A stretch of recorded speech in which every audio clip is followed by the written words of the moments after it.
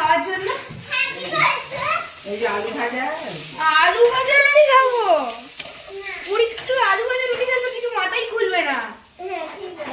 আলু ভাজা রুটি করেছো? তুই বলছো বলছে চিলি চিকেন হচ্ছে। তুই বলেছিস ওই কথা কি চিলি চিকেন তো কালকের জন্য হয়েছে। এই তো এই তো আরে এটা তো কালকের জন্য।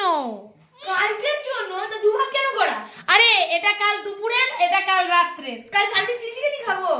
হ্যাঁ তাহলে একটা কাজ করো, সকালে উঠে আমি চিলি চিকেন দিয়ে রুটি খেয়ে যাবো, স্কুলে আমি চিলি চিকেন নিয়ে যাবো, এসে আমি চিলি চিকেন দিয়ে ভাত খাবো, তারপরে এসে মুড়ি যাবো চিলি চিকেন খাবো, আর রাতে পরোটা রুটি করে যাবো চিলি চিকেন, আর থাকলে পরের দিন বাসি টিফিনেও নিয়ে চলে যাবো। ওরে বাবা, তাহলে কি ওর জন্যই চিলি চিকেন হয়েছে নাকি? আমরা কি খাবো? আঙুল চুষবো নাকি? তুমি তো বললে কাল সারাদিন চিলি চিকেনই খাবো।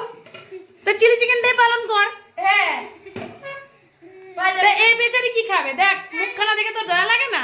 না তো লাগেই না, ওকেই তো সে খাস না তুই চিলি চিকেন?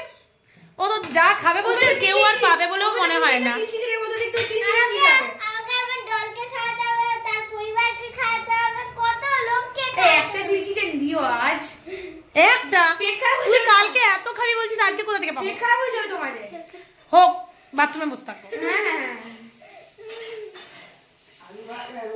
ওই আলু ভাজা দিয়ে রোল করে দেবো আর সস দিয়ে দেবো, সুন্দর হবে খেতে, দেখবি ওটা খাস। হ্যাঁ ওইটা খেলে আর রাতে ঘুম হবে না, চিলি চিকেন চোখে দেখে ওটা খেলে কালকে এক্সাম তো ভালো হবে।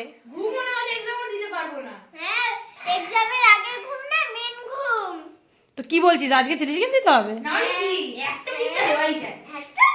একটা দিয়ে তুই দুটো রুটি খেয়ে নিবি? হ্যাঁ হ্যাঁ, আমিও খেয়ে নেব। বাবা কি ট্যালেন্টেড ওটা আমাকে দিয়েছে, বাচ্চা। আমার দুটো তোর শূন্য। না, আমাকে একটা দেবে। আচ্ছা ঠিক আছে, পর পর পর দেখছি।